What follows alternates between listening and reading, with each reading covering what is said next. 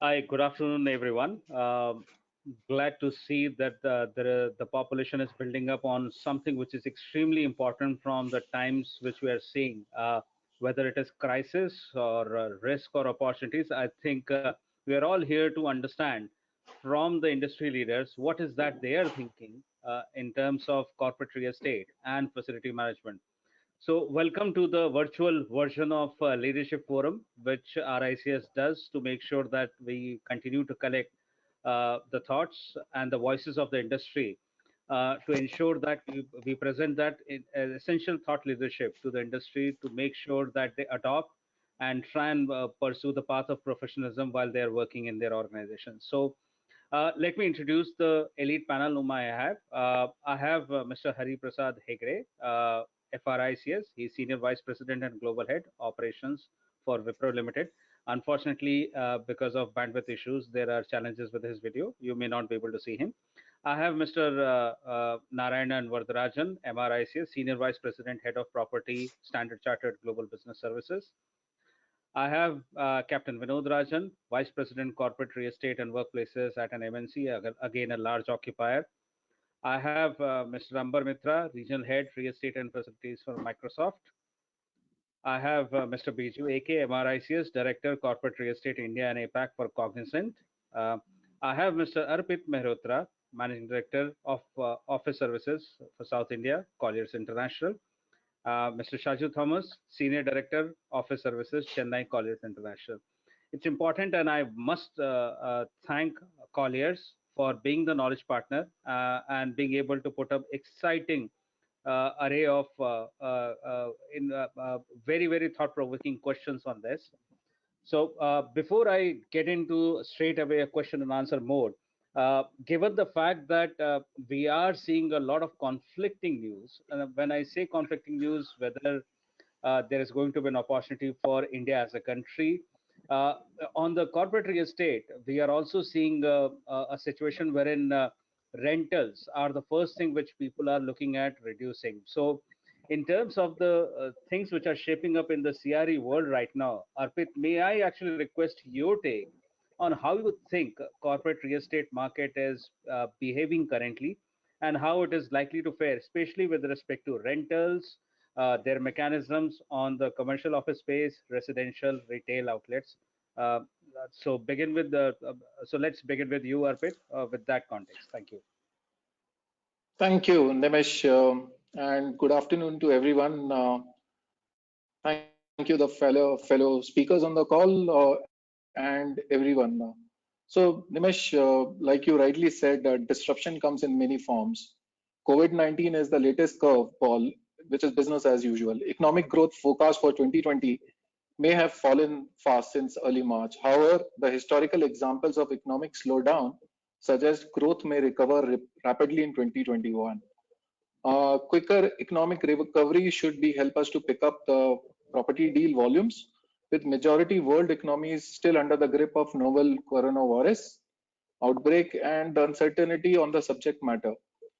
So on the rental trends in office market, while most of the office markets in India are running on a single digit grade A vacancy, we don't foresee a major impact on the rental volumes in grade A assets in the short term. While the demand for the new space will certainly get affected due to the ongoing pandemic, we foresee that the new business models and the startup might emerge to fill this gap. In short term, consolidation of flexible office spaces, re-gearing the lease terms, and the delayed decision making may appear in the key trends, and the market fundamentals to remain unaffected in the long run. We might see some impact in the rental values only if occupiers give up some part of the portfolio space to optimize their cost in the short run due to the business impact of the COVID-19.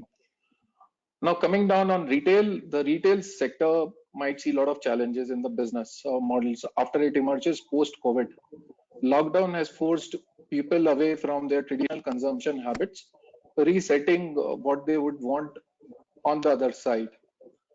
There will be a lot of pressure on the occupiers in the short term and the renegotiation in the leases from the long term perspective. We foresee the business models might get changed in the long term. lockdown of malls, shopping complex, multiplexes, etc., and the footfalls of these spaces are expected to fall significantly. So these are the challenges we see in the retail, the residential sector. Anyhow, everyone is aware that typical rental return in the residential flats ranges from 2 to 3%, depending on the location, quality, construction, and other reasons. We foresee limited rental appreciation in the short term. The living sectors are generally viewed, which are more resilient in the face of a downturn. However, the different subsectors are very different characteristics. With social distancing becoming the new normal in the academic seasons under scanner, the building sectors of co-living and the student housing may foresee a backseat and the experience lower. So we see short-term impact, Nimish, on this, but the fundamentals of the business in the long term remains very strong. That's great news, Arpit. If we are able to see that this is short-term blip, which I think is possibly the case in many other geographies as well. But India, if we are able to see the V recovery sooner, I think we are home with respect to our economies as well. If I actually now try and bring the question to the panelist over here, and if I can get Mr. Hegde's view on this, that's where my first question comes to him, and which will be followed by a response from Mr. Narayanan also. With an expected relaxation by the government to resume business operations in coming weeks, what do you think are the key measures which you and your organizations are adopting to ensure health and safety of employees? Mr. Hegde, can I have your take on this, please? Yeah, Nimish, are you able to hear me? Well, sir. Are you able to hear me? Am I audible? Sir, we are able to hear you very well, sir. Okay.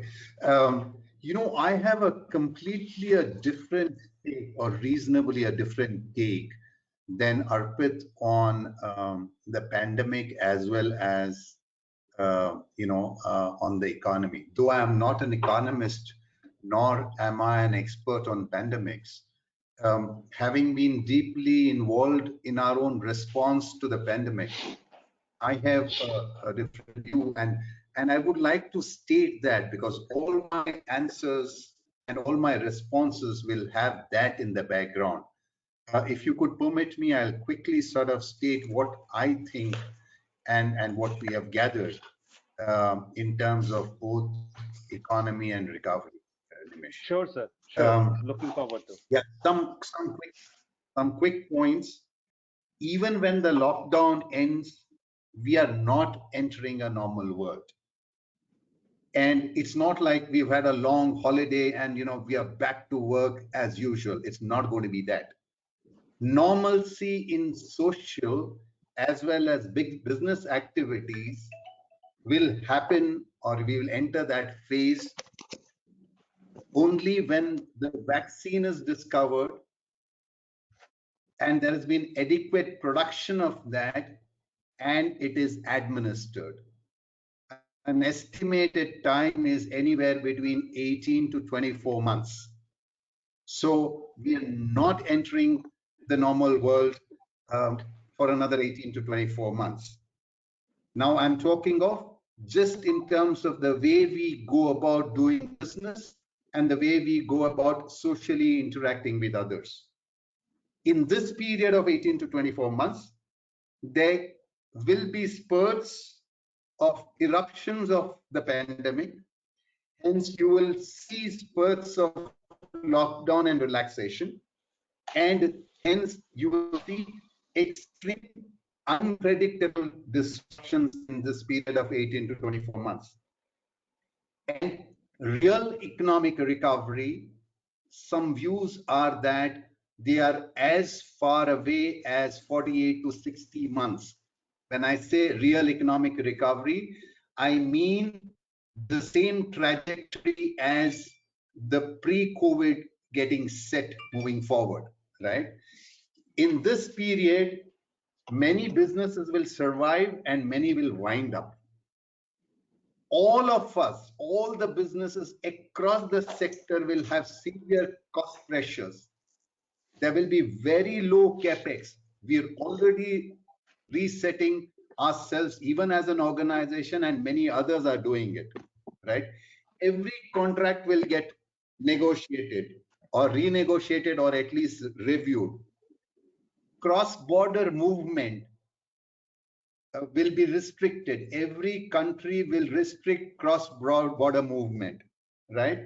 So hence you will see a sort of a review or a rewinding for a period at least of the idea of globalization. You will have more protectionism coming in.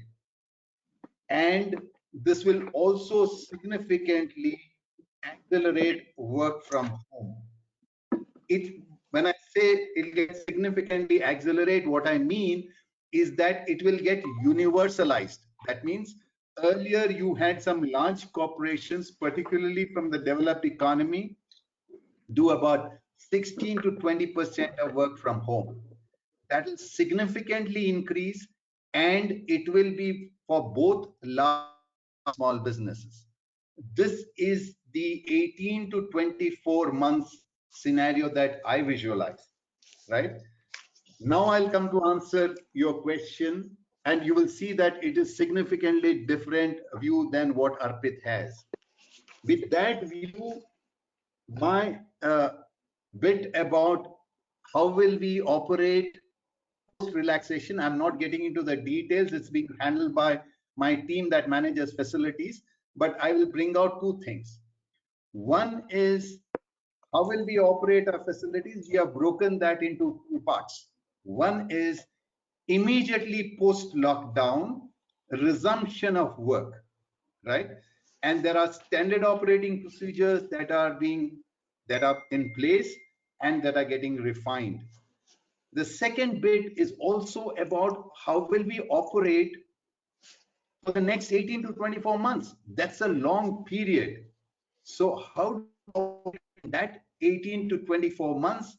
What is the standard handbook for us to operate in that period is also being formulated. We will be ready with that in about a week to 10 days time. I would say that's that will be with others. I will pause here, Nimish.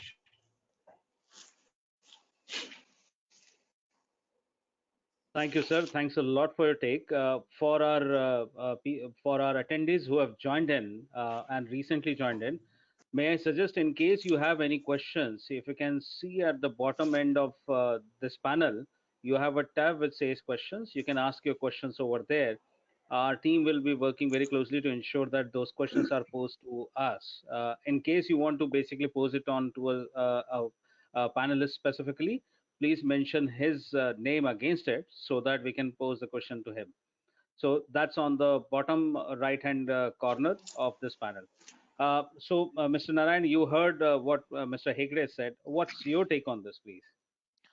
So I will look at it in a completely. Thank you, Nimish. I will take it in a different one. As almost all organizations will have a standard practices like temperature scanning, wearing of mask, hand sanitizers, frequent cleaning of common touch points. All those things will happen. Apart from that, everybody we will try to do the standard social distances maintaining, like removing the alternate seats in the cafeteria, and ensuring that wherever you have a kind of a dispensing stations, maintaining a proper queue and everything. That's given, and almost all organizations will take care as per their requirement. That will be. But what we need to concentrate more on is pre-COVID or whenever it is. We are all good in taking care of quality aspect in the service delivery, customer experience, risk and control, and taking care of the health and safety of the employees in the office. But current pandemic spread shows that we need to extend the support beyond individual employees, but to the full ecosystem, including the employees' families and the contractors in the workspace. We need to worry about the wholesome wellness. In addition, not only the physical well-being, we need to more concentrate now on the mental well-being. So the plan for our organization is like organizing more online programs, and which speaks about wellness on the mental side as well as the physical side, specifically curate for the entire family, and encourage the whole family as together to participate in it to create a better environment. And the second aspect is the work from home, whether we like it or not like it is going to stay, and that will have a different tell on your performance levels. See, office space acts as a great level playing field. Uh, whoever come into the office all get the same kind of a workspace, same kind of a work tool. So the deliveries come from the same platform.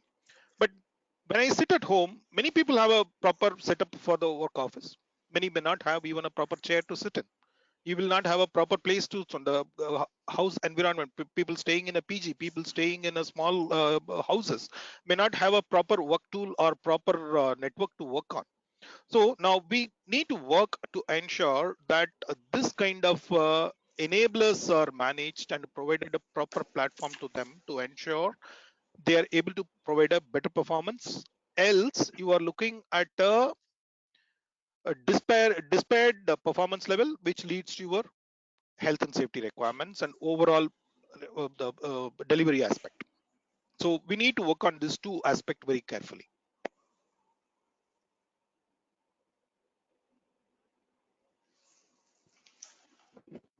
Nimish, not able to hear you, Nimish. Yeah, sorry. I was on self-muted thing. Thanks a lot for bringing in that perspective, Narayan. It's extremely important that while we are talking about mental health of employee, and this is where my next question goes to Captain Vinod Rajan and Amber, followed by Amber. If you're looking at situations, if you're hearing stories around retrenchment, around salary reductions, so on and so forth, ensuring that the employee confidence at the workplace is critical to smooth business operations. What are the specific employee-centric measures that are being adopted, let's say in your organization or generally in the industry? So Vinod, if I can actually begin with you, please.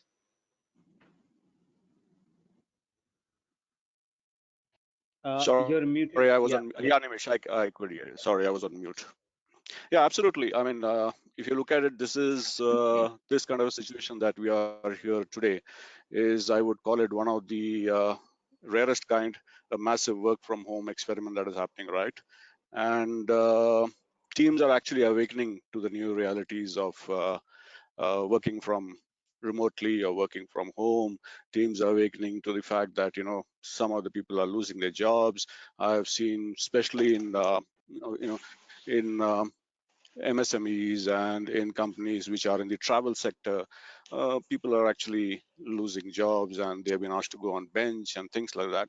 And it's creating a whole lot of chaos across places and across companies. The reality is difficult to digest sometimes.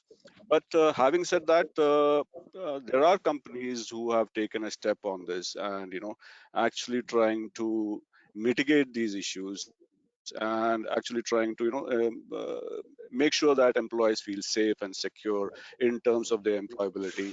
A lot of things in terms of communication regularly with the employees, making sure that the employees have a clear-cut communication given to them, provided to them. That's one of the things that many of these companies have started doing. I'm sure more so in the IT and ITS sector and the BPO sector.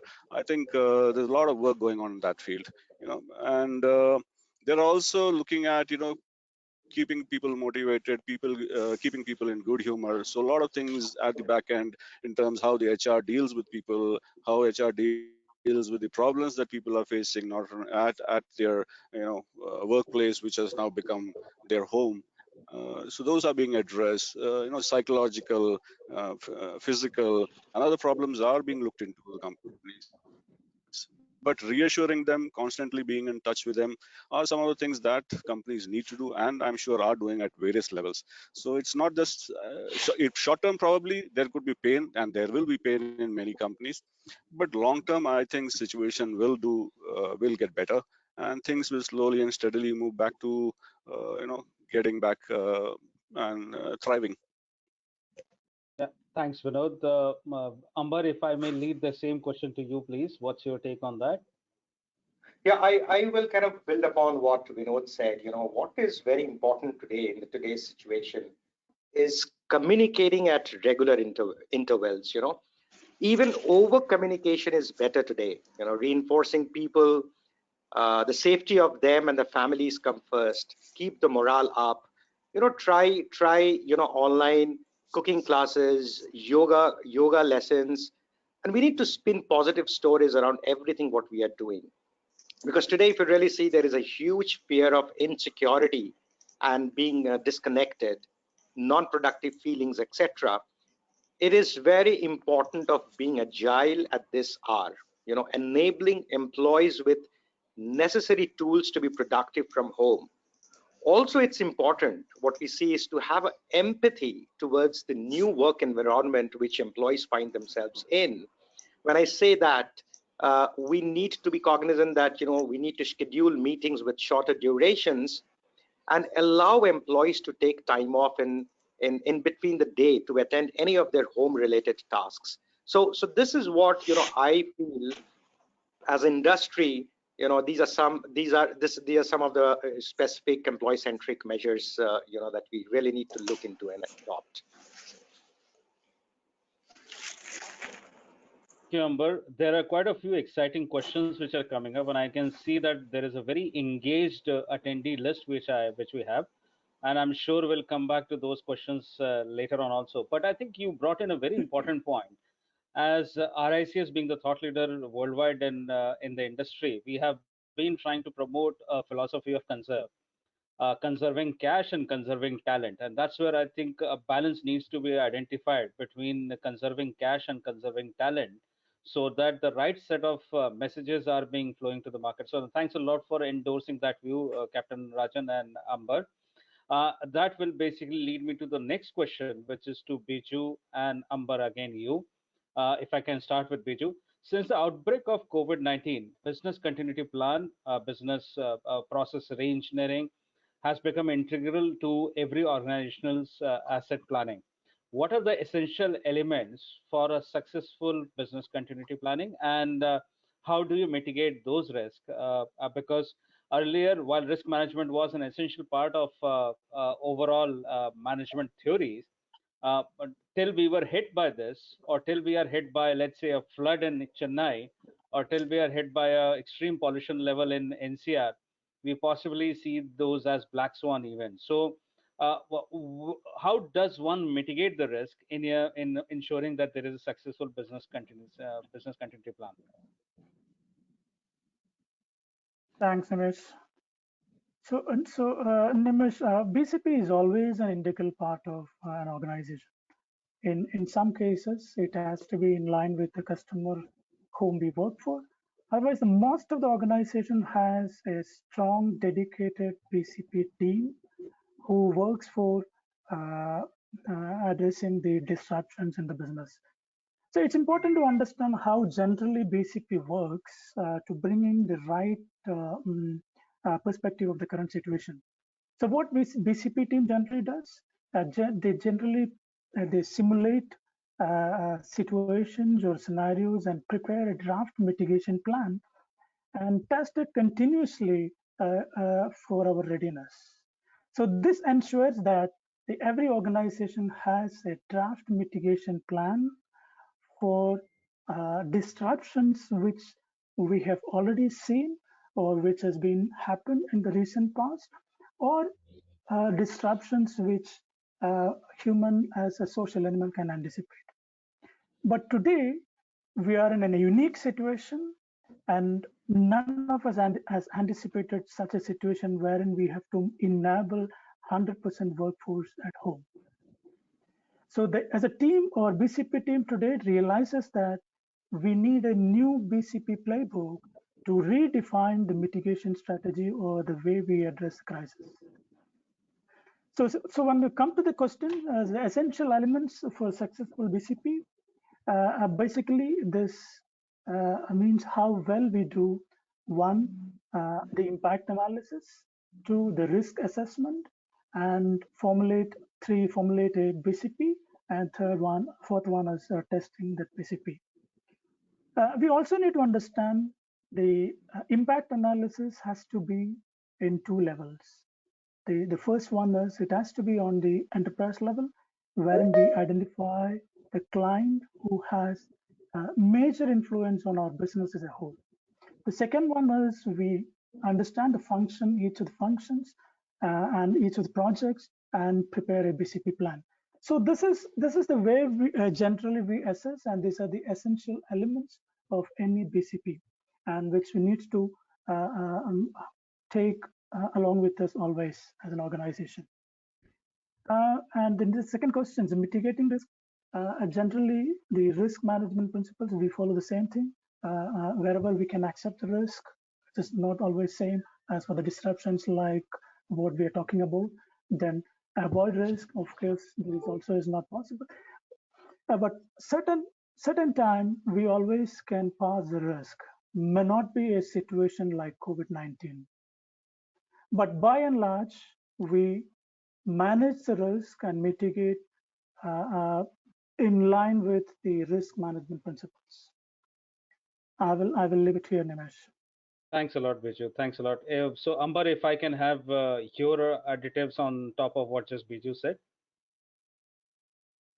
Ambar, you're muted, please. Extremely sorry about it. Can you hear me now? Yeah, okay. Yeah, we can. Now, let me first talk about the essential elements for a successful BCP. BCP is like an insurance. Larger the plan, higher the premium, and it's all about the ability to work securely from anywhere. Adopting cloud first and virtualization has enabled most IT corporates to work from home. Now, there's a need to have trial runs of BCP at regular intervals. Periodicity and test BCPs could become the norm. It's important that we keep repairing our existing BCP plan or make one which should be tried and tested in the current situation. And often we see that the old BCP will show some loopholes in the new challenging situation like currently that we have. And when you said there was a flood in the Chennai, there was a different BCP. When we have a COVID, it's a different BCP.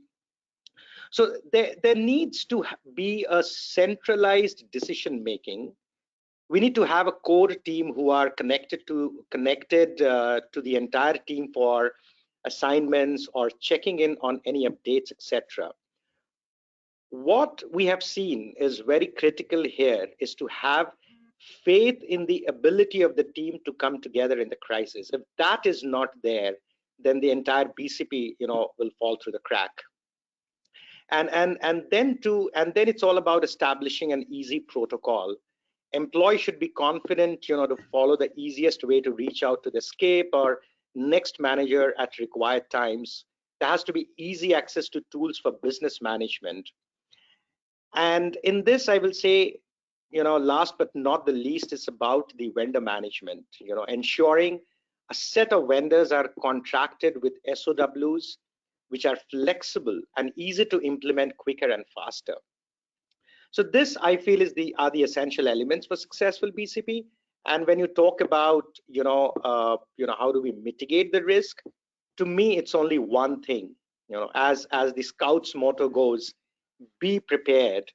That means having redundancies in the backups for pretty much everything that we do, whether it's people, process, material, machines, equipments, etc., to deal with any eventuality. So you might get slow or low, but not really dead. So that's what I will say is the mitigation plan. Mitigate the risk. Thanks a lot, Ambar. I think that's a great insight into ensuring that how does one try and plan a risk management plan which goes in line with your BCPs. So coming to your point, which was basically try and talk about a new normal again over here, wherein we will see that, and I heard Mr. Hegde talking about it, and Mr. Hegde, if I can have you again on this.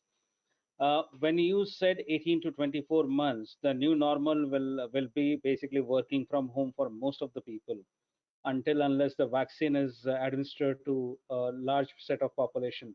So in making sure that while employees are working from home, how do you see data security? Is that a challenge, and how do you make sure that we mitigate this challenge of data security when employees are working from home?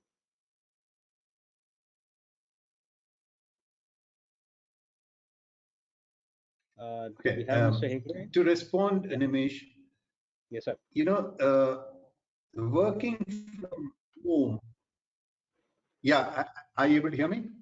Yes, sir. Yeah. So, the whole idea of working from home, that shift has got completely accelerated, right? Mm-hmm. And like just our own organization, we today have more than 90% of them working from home.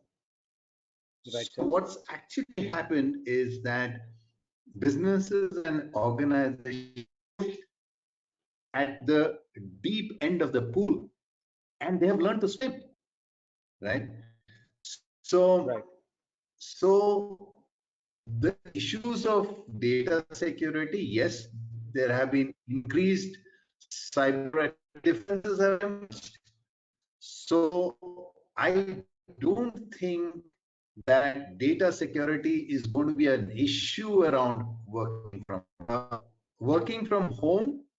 Will have other challenges in terms of making sure that there's a process, efficiencies are nailed, all of that, right? That I think will get refined in the coming months, and we will have large percentage home, and that's what I called as universalization of working from home. And you will have large as well as smaller companies also having their employees work from home. That's my response. Right. Thank you, sir. Thanks a lot. If I can have Mr. Narayanan also his take on that. Okay. When we enter office space, subconsciously we get elevated to a high alert environment. Regular practices indoctrined over a period of year, that environment itself elevates you to adhere to the higher security practices. You don't get away from your chair without putting control lock dial. You ensure that you don't venture out beyond the prescribed websites and internet browsing and everything. You have a controlled, and whether you consciously do or unconsciously do, you are in a controlled environment. But when I'm sitting at home, I'm completely casual and I'm in a relaxed manner and at a lower alert level. This psychological difference itself going to make a big difference in the security challenge what it is going to come. So organizations need to have the regular training and communication to the people to ensure that the requisite alert levels are built in automatically.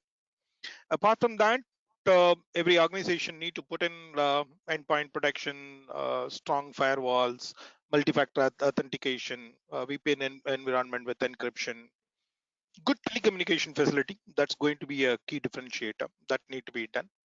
The bottom of the one is you need to have a regular training, communication to people, the policies that need to be adhered while you are in the office, same need to be done at home. That's going to be the key differentiator. Thanks a lot, Mr. Narayan. So, Shaju, if I can come to you now, in terms of overall impact of working from home and things like those, what are the core priorities that CRE teams would be looking at post-COVID? And when we say post-COVID, there is already a statement that this might last for 18 months. So I'm not sure how would you want to basically segregate it in a phased manner, or is there an answer straight away? Well, first of all, thank you, Nimish, and I want to thank all those who joined us for this webinar.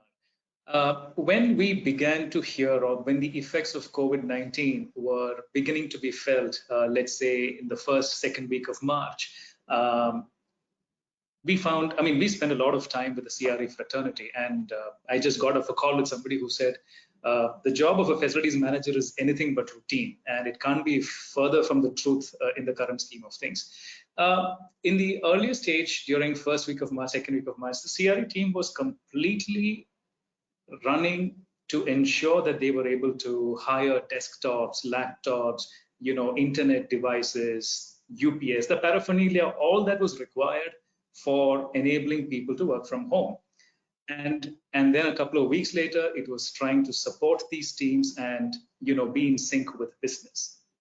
Right now, and like how Mr. Hegde had mentioned, I think it's work in progress on putting together that playbook on what needs to be done post COVID. But if you have to ask me, I mean, if I have to say what would be key priorities, if I can quickly pick and choose, let's say the three top things that come to my mind. One, of course, would be on the contractual, on contracts, essentially revisiting all kinds of, revisiting the entire real estate portfolio, trying to understand if there needs to be any kind of restructuring to be done, running a stay versus go analysis, considering that capex today could be a problem, reduce densification because of the social distancing. Would that mean take up additional smaller spaces, co-working? Not co-working, I would rather use the term business center, because business centers, you hardly found 4x2 and 3.5x2 workstations back then. So, and of course, blending in what's called the work from home. A lot has been spoken about work from home, but then looking at it, in totality is what I think would be one of the key to-dos in the list of CRE. Secondly, of course, what occurred to me was another topic that we all just spoke about was from the BCP perspective. Chennai is not new to BCP.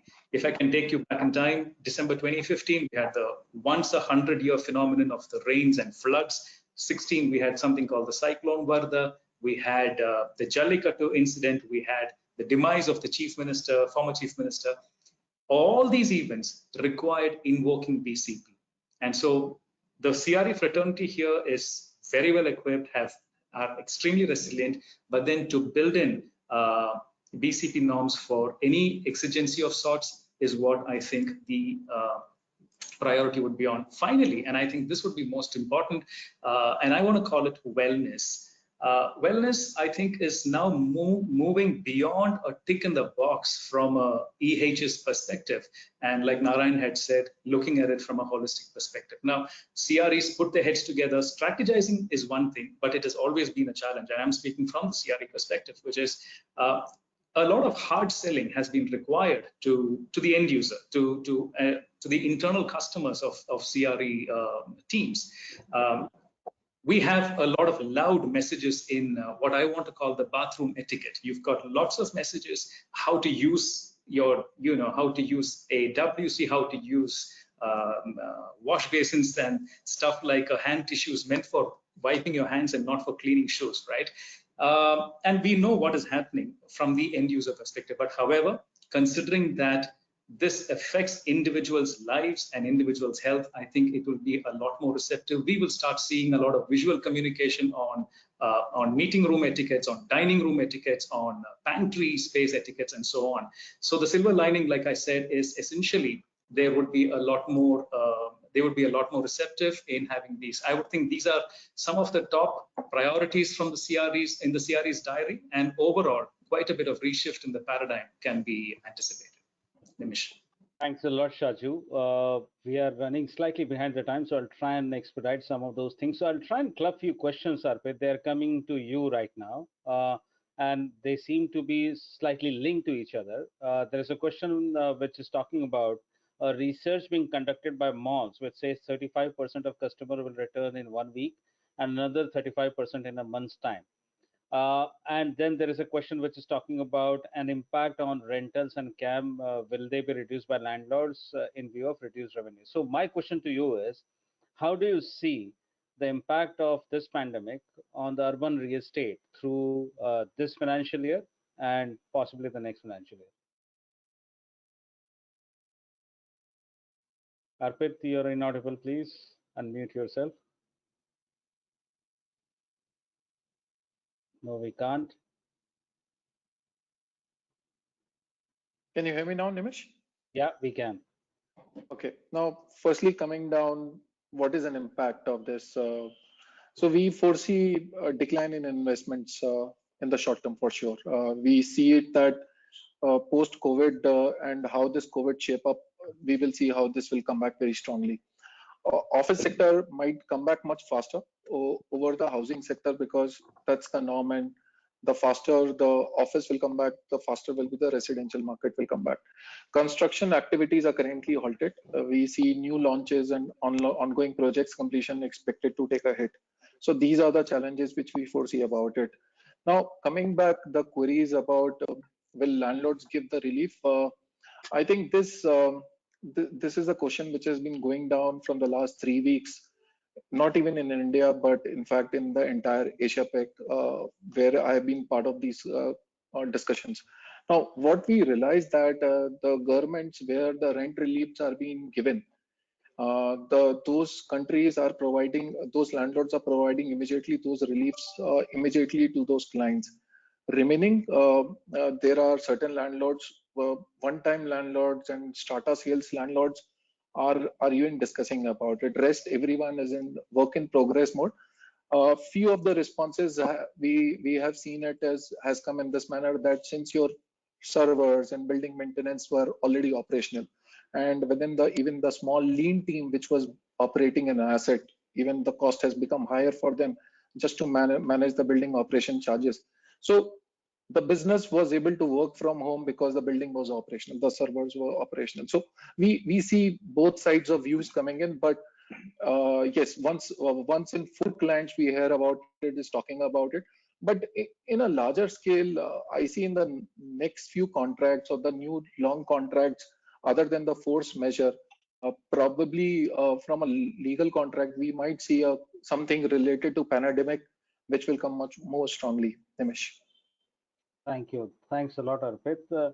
And I think while we are looking at the risk side of things, there are possible opportunities also. While a question is being asked, a very interesting question. Yeah. But are there opportunities in technology sector? So I'm going to pick it up with Captain Vinod Rajan in this case. So if you're looking at technology being taking a precedence in our thought process today, Mr. Rajan followed by Mr. Hegde, and if Arpit, you can come in later on also. What do these opportunities look like? And as a question has been asked by an attendee also, do we foresee a trend in shifting business processes such as global in-house centers from Europe and US to India, or is there increased business from the West in this case? So, are there opportunities in the tech sector, and are there opportunities because of global hedging of business risk of being in one location? Sure, Nimish. Thank you. Let's look at the state of affairs that the world has been in the last 10, 15, 20 years. Okay. The global tech industry, including us, we were very, very dependent upon the Chinese vendors, right? Whether it be for design, whether it be manufacturing of components or systems. Now, what has happened? COVID-19 struck all of us. And this has caused a major disruption to the global supply chain. Okay, we have seen the closure of Chinese factories happening, supply networks getting significantly affected, specifically with regard to technology companies. So I'm sure that people, companies around the world are going to look at India from that angle point of view. And if I can say something here, a few days back I was listening to some chat happening on the TV, and there was this government official was saying that about 1,000 odd companies, global companies, have shown interest in setting up their manufacturing and R&D establishments in the country, in India. I mean, they are still in talks, but at least that interest has come across. So we see that that sector is certainly going to go up. But when it comes to pure technology, I see there is going to be a lot of benefit for us, in specifically in terms of cybersecurity or anything that is related to innovation. Let's remember that there is going to be a massive disruption in the way the post-coronavirus tech scenario will emerge. Instead of companies who were all this while doing innovations in small bits and pieces, I'm sure the technology companies are going to focus on full-blown innovation, and we have shown resilience and we have the human capital. I believe that we can emerge better than other countries here. An interesting question which has come in is can the technology help us create contactless surfaces and other measures? So that's a very interesting one. That's come from Nisha Sharma from the attendees. So very interesting one, very visionary. But what's your take on that? And then I'll go to Mr. Hegde on his take on this as well. Yeah, sure, absolutely. I mean, that's a very interesting question, and we have seen it. I was watching TV yesterday. I saw the Dubai police, actually wearing goggles and monitoring people's temperature walking on the streets. I was blown by that. Several startups are looking into deploying drones.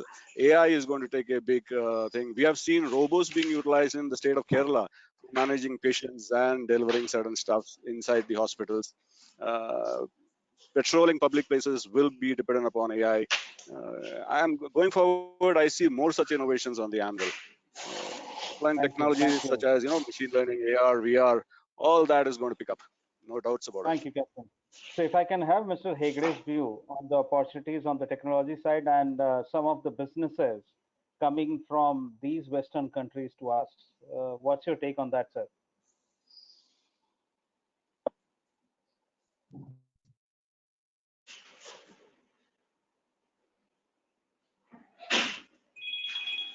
Do we have Mr. Hegde in?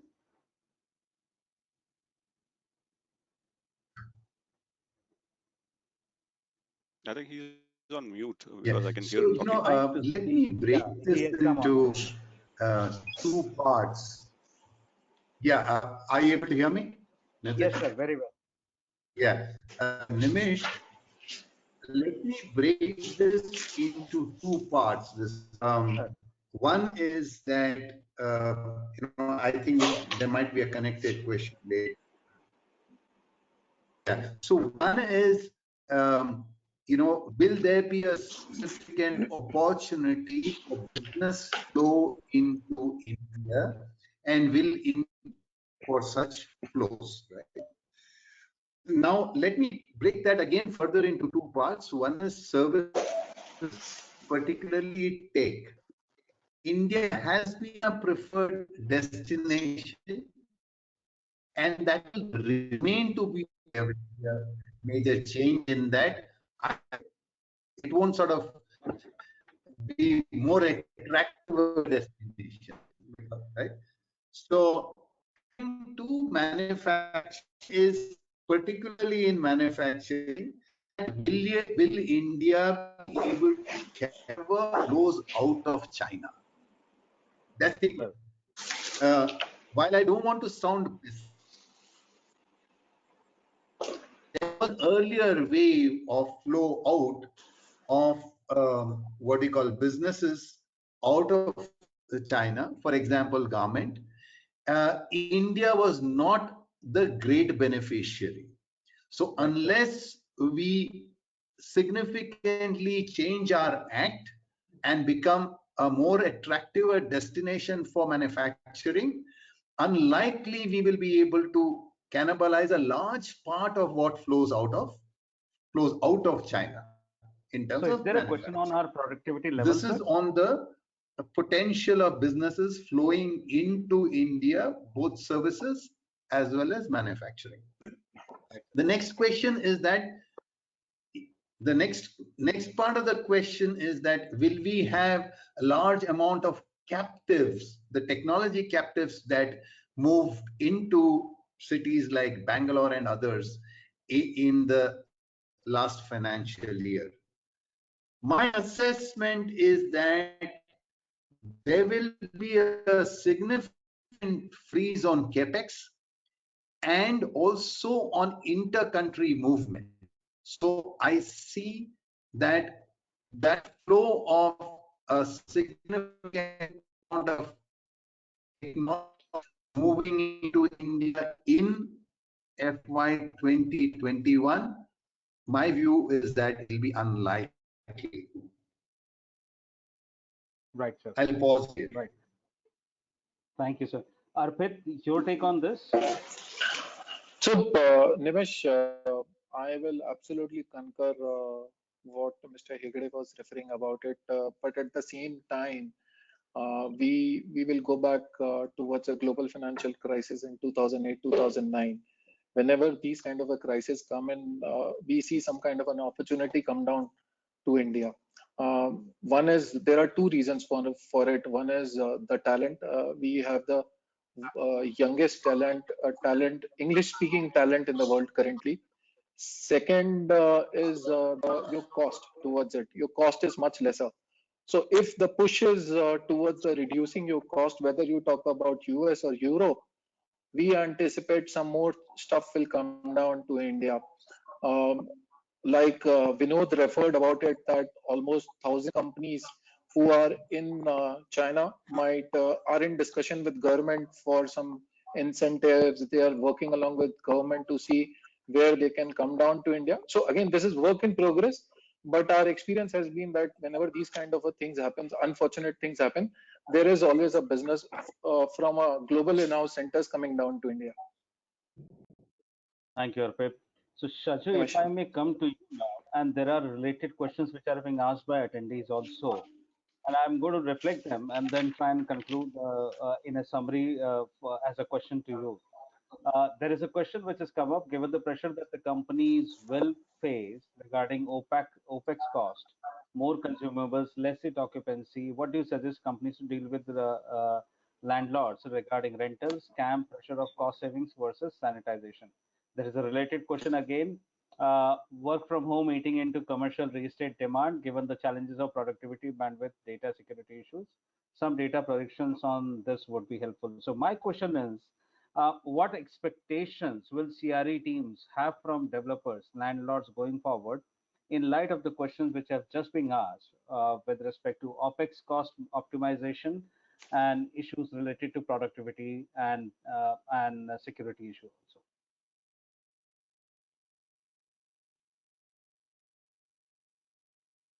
Shaju, you there? The screen is frozen. Looks like Shaju has frozen. Arpit, would you be able to take a part of this, please? Absolutely. Can you hear me, Nimish? Yeah, absolutely. Okay, so there are few things which are currently happening in a current scenario. In fact, we foresee there will be freeze on the capex from major IT occupiers. So we foresee that resurgence of a probably co-working enterprise models wherein these providers, instead of a co-working, they will be more of a financiers where they will be investing on behalf of the client for the short-term leases. Maybe those leases can be for the period of 1 year to 3 years to 4 years. These are assumptions. Second, while work from home, a few of the panelists talk about that it is going to stay for some time. We also anticipate the same. But what we also foresee that there will be a lot of space which will be given down to the employees back in the offices. There are few occupiers wherein 60 to 70 square feet. Previously, we have seen the trend that 120 square feet, it has come down to 60 to 70 square feet per person.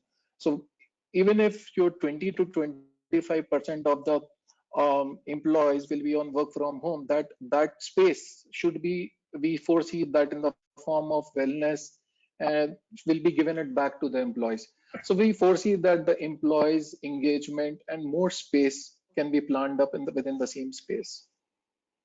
Thank you, Arpit. While we still wait for Shasha to come, yeah. Yes. No, yeah. Over to you. Thank you. While Mr. Hegde reflected a bit on that, if I can come to you, our efforts have been lauded internationally, given how we dealt with the crisis, and it's still at a stage wherein the doubling rate is possibly one of the lowest in the world. Will this, with this happening, the way we handled it, and I think I'll not just relate to this pandemic, but our handling of typhoons also in the east coast of India, Southern Peninsula, has been something which the world has watched with bated breath.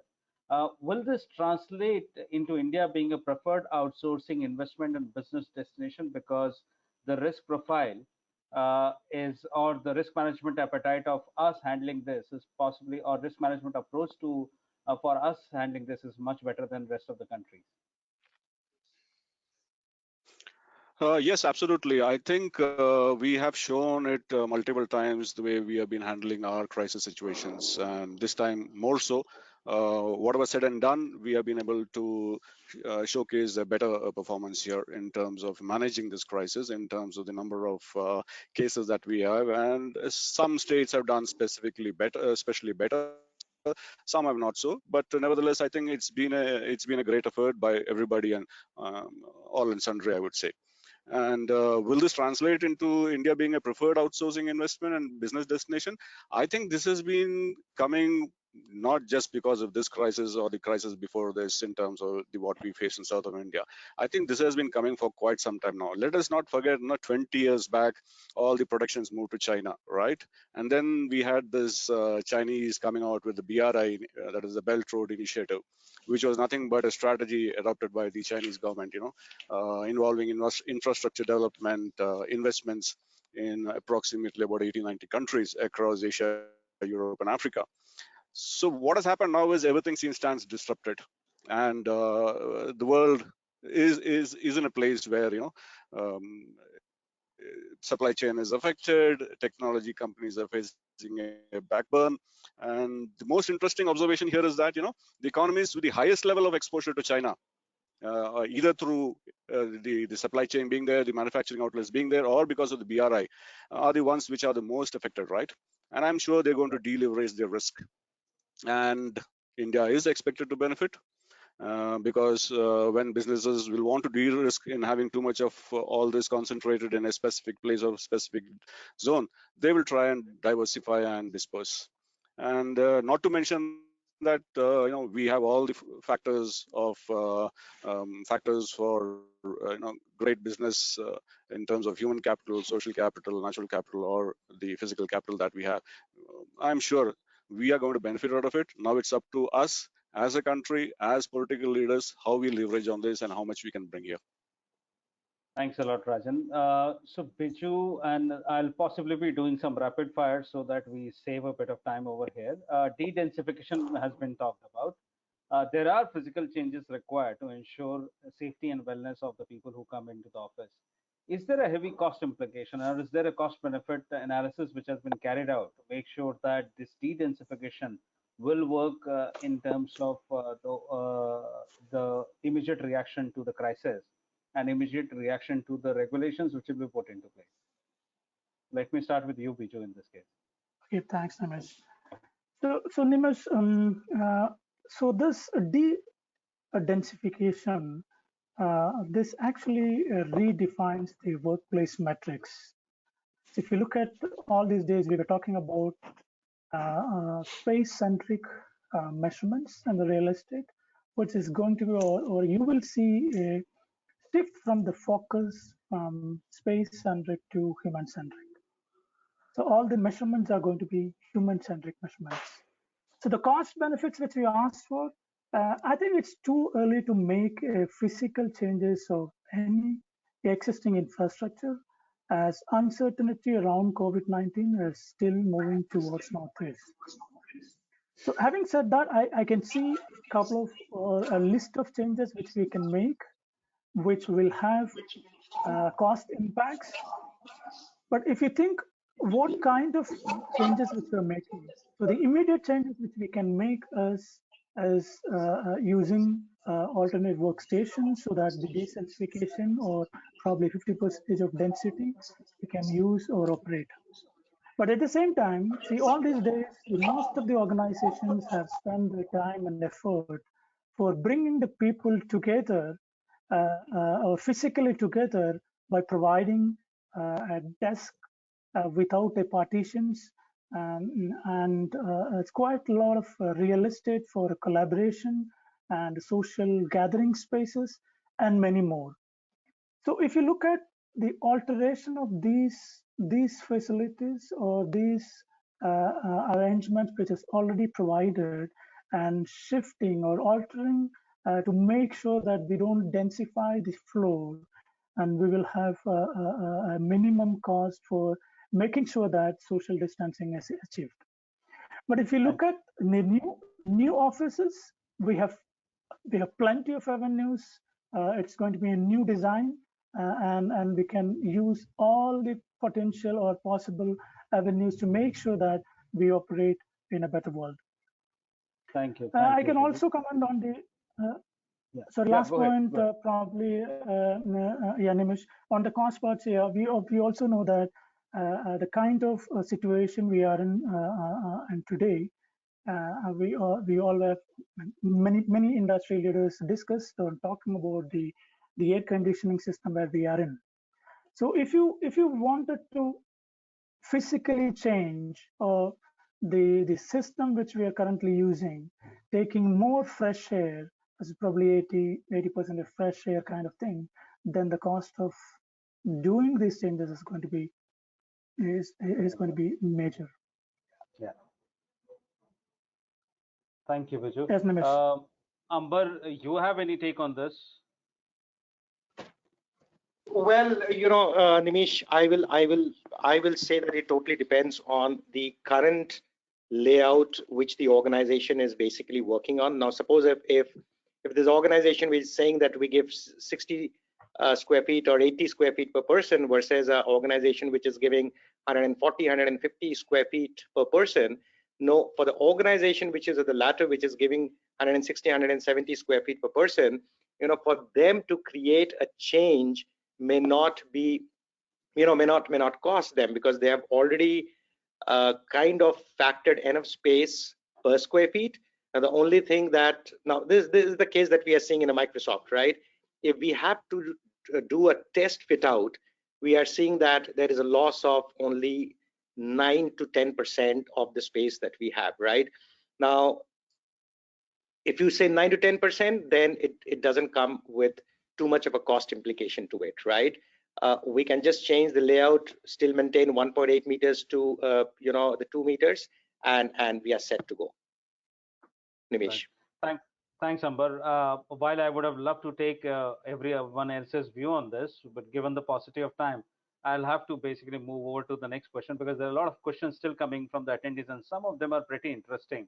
So if I can actually go over to Narayanan over here and try and talk about your views on operating from co-working spaces in the near term. So shared mobility, which was being promoted now because of the social distancing. Now, this is a very interesting question which has come up. We'll go for a toss. So how's that? We are looking at shared mobility still being an option, or and then trying to talk about shared working spaces, which requires a different level of sanitization approach to it.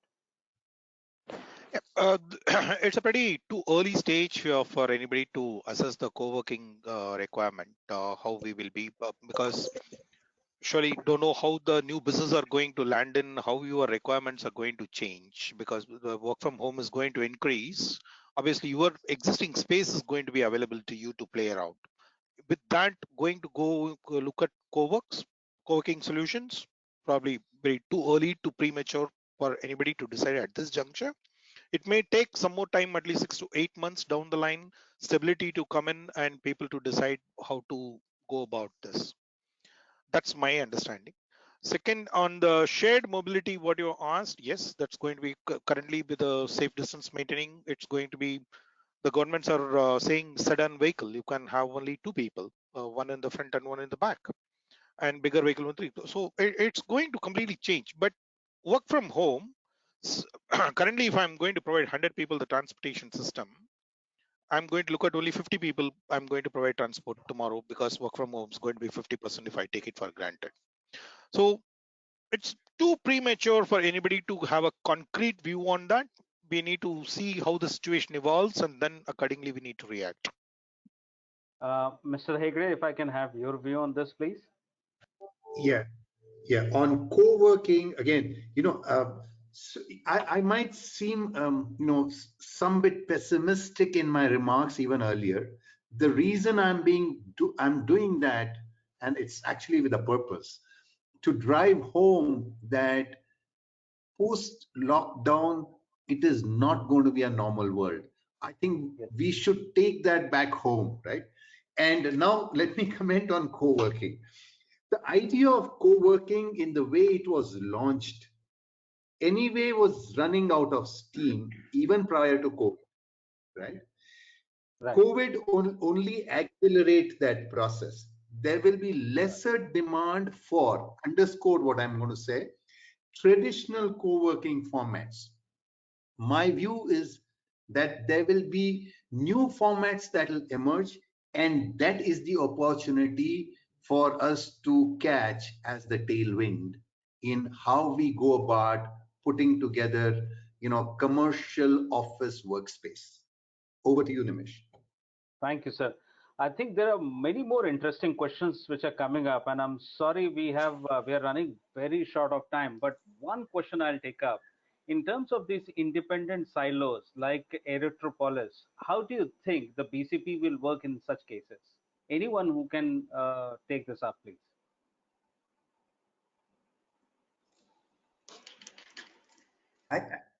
I didn't follow that question. Yeah. So there is a question which has been asked. The current BCP sites are located in densely populated geographic locations, which could be various levels of zones, and you have to coordinate with various government agencies. What's your thought on Nimish, considering I'll BCP sites? Sir. Yeah, let me comment on the BCP overall. The idea of BCP, the way we approach business continuity will take a dramatic shift after COVID. For example, the only other similar pandemic, comparable one, of course, was 100 years back, the Spanish flu. But when that happened, it was not a connected and globalized world. So the BCP idea of BCP will dramatically change post the COVID, and large organization. We are present in 71 countries, and so it's so much more complex because every geography has got hit, right? So we think of BCP differently, and we will also get, sort of factor in possible resurgence of, the pandemic. Pandemics can happen, can come in more frequently. So the BCP itself will make a dramatic shift in the way we think and go about it. Right, sir. Thank you, sir. Thanks a lot for your take. Given that we have shot over time, I'm actually going to pose one very rapid fire question to each one of you one by one. In your opinion, is the corporate real estate sector likely to get reset or recharged post the COVID area? So Narayan, what's your take? Reset or recharged? It's a mixed reaction. It can't be a straight answer. Will be very, very difficult without knowing what is going to unfold and how it is going to unfold. Right, Captain Rajan. I think yes, I agree to what Narayan says. It's too early for us to comment whether it is going to be a reset or recharge. I think it's going to be both. It's a mixture of both. Mr. Hegre.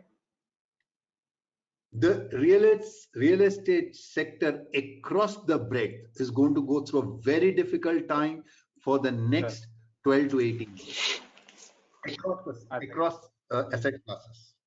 You made it amply clear, sir. Biju? It's not going to be a complete reset.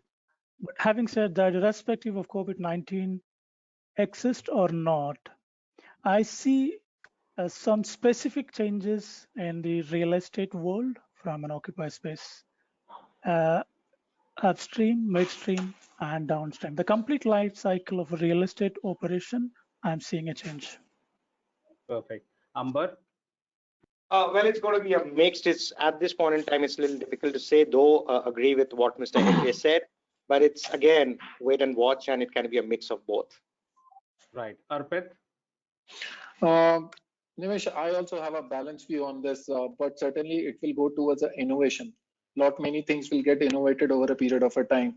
While people may talk about work from home, there will be a lot of emphasis on productivity, cybersecurity, and there are things which will evolve over a period of a time. So I also have a mixed feelings at this point of a time. Thanks a lot, Arpit. Well, attendees, we have a lot of other questions which we will take it up in a panel and make sure that when we produce the white paper based on this, it answers quite a few of your questions in that respect. Well, thanks a lot, every panelist. But in terms of basically, if I'm able to summarize what has been discussed today, we are yet to see the bottom of this crisis. We are yet to see the total impact of this crisis, not just within our country, but outside as well. And as Mr. Hegre mentioned, we don't know whether a second wave is also in the offing, which means there could be a situation which while we are discussing and deliberating today, our discussions and deliberations might take a completely different shape in times to come. Having said that, there has been an opportunity in respect of with respect to the adoption of technology, innovations. making sure that we adopt better ways of working, making sure that we have sanity in, as Biju said, sanity in applying our space management principles to what we do, with other people reflecting upon the employee mental health, employee well-being is actually extremely important for most of the professional occupiers, and that remains a very welcoming approach. But despite the crisis, I think the employee well-being remains at the top of the agenda for most organizations. So with that, I would thank Colliers for their participation in it. I would thank each and every panelist for giving their gracious time for this very important thought leadership approach to what we can try and do in these challenging times. Anything you would like to finally add, Arpit, from your side?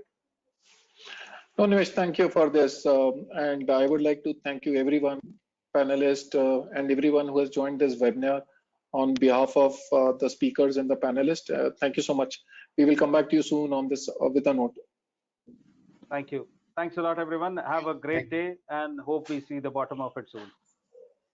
Thank you.